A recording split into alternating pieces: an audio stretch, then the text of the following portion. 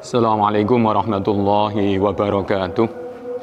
Bismillah, alhamdulillah, wassalatu wassalamu ala rasulillah Sayyidina wa maulana Muhammad ibn Abdillah wa ala alihi wa sahbihi wa mawalah wa la hawla wa la quwwata illa billah, amma ba'du. Para pemirsa yang berbahagia, ini ada pertanyaan bahwa setiap tanggal 22 Oktober diperingati sebagai Hari Santri Nasional. Nah, bagaimanakah santri yang sebenarnya itu? Begini, kalau berbicara tentang santri, maka yang terbayang itu adalah sarung, baju takwa, kemudian kopiah.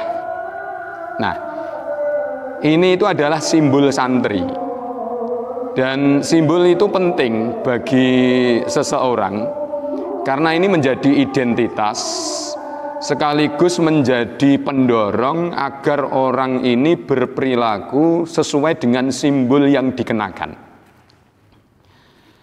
Misalnya begini, kalau orang itu pakai sarung, pakai baju takwa, pakai kopiah, tentu ini dianggap sebagai orang yang ahli ibadah, orang yang sholih, orang yang akhlaknya baik. Tetapi kadang-kadang yang terjadi itu malah justru terbalik. Ya, sudah pakai sarung, pakai kopiah, pakai baju takwa, tapi malah berbuat maksiat, melakukan kecurangan, melakukan penyelewengan, korupsi, dan lain sebagainya.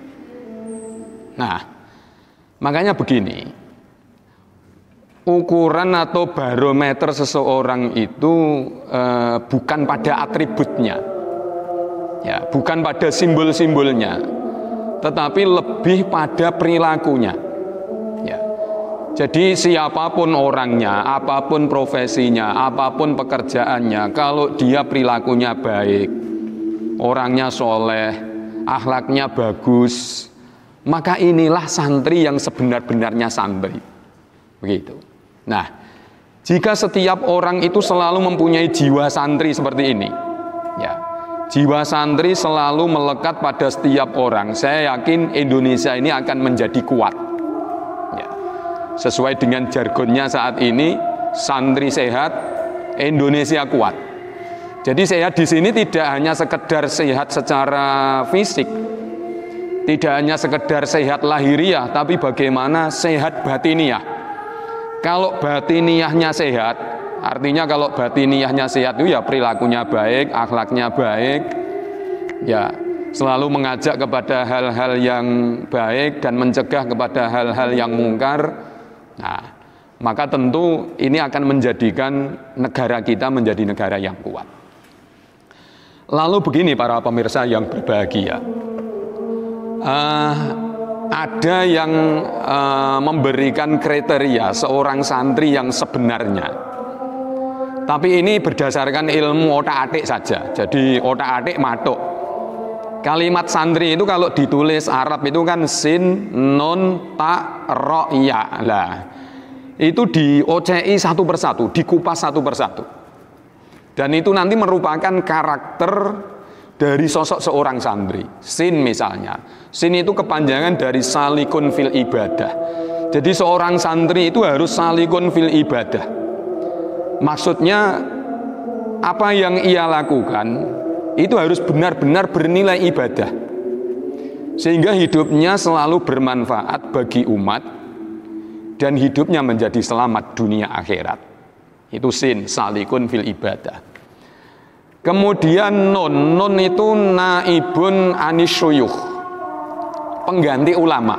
Nah, peran ulama di dalam masyarakat itu adalah sebagai penerang, pencerah, memberikan nasihat, memberikan pitutur, mengajak kepada yang baik, mencegah kepada yang mungkar, amar ma'ruf nahi mungkar. Sehingga seorang santri itu harus bisa berpenampilan seperti ini, mengajak kepada yang baik, mencegah kepada yang mungkar.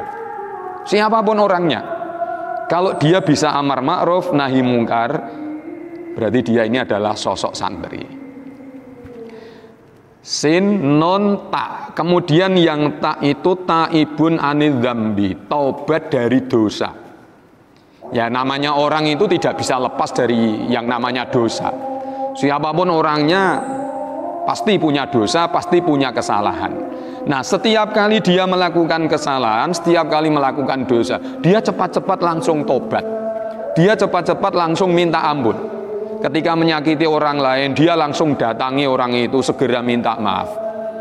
Ketika dia mempunyai dosa yang hubungannya dengan Allah, dia langsung istighfar sebanyak-banyaknya. Nah, inilah karakter seorang santri. Taibun anidzambi, taubat dari dosa. Kemudian ro itu rohibun fil akhirah. Artinya itu senang dengan akhirat. Sehingga dunia ini benar-benar dijadikan mazra'atul akhirah, dijadikan ladang akhirat, ditanami dengan berbagai tanaman-tanaman akhirat. Tanaman-tanaman akhirat itu ya amal kebaikan, ibadah, ya. Sehingga orientasinya itu untuk kepentingan akhirat. Kalau orang itu orientasinya untuk kepentingan akhirat, apapun profesinya, pasti dia akan melakukan dengan sebaik-baiknya. Karena apapun yang dia lakukan di dunia ini akan dimintai pertanggungjawaban di akhirat. Contoh misalnya kalau dia jadi pedagang, ya pedagang yang jujur, pedagang yang tidak ngurangi timbangan, pedagang yang tidak ngurangi takaran. Kalau jadi pejabat, ya pejabat yang benar-benar memikirkan nasib rakyat, bukan pejabat yang korup. Jadi apapun, kalau orientasinya itu akhirat, dia senang akhirat, maka akan dia lakukan dengan sebaik-baiknya. Karena ini menjadi tabungan, menjadi celengan yang nanti akan dipetik besok di akhirat. Kemudian yang terakhir, santri itu adalah ya. Ya itu artinya yakin. Yakin bahwa setiap perbuatan manusia itu akan dibalas. In khairon fa khairun. Wa in syarron fasyarrun. Ketika yang dilakukan itu baik, maka tentu balasannya baik. Ketika yang dilakukan itu jelek, maka tentu balasannya juga jelek. Sehingga ketika orang itu nanti kemudian dia celaka, sengsara, itu sebenarnya bukan salah siapa-siapa, tetapi itu adalah hasil dari jerih payahnya sendiri. Ketika di dunia dia selalu melakukan kejelekan. Makanya seorang santri itu mempunyai keyakinan yang kuat bahwa apapun yang kita lakukan itu pasti akan dibalas. Nah, kalau sama-sama dibalas kan akan lebih baik ketika balasan yang kita terima ini adalah balasan yang baik.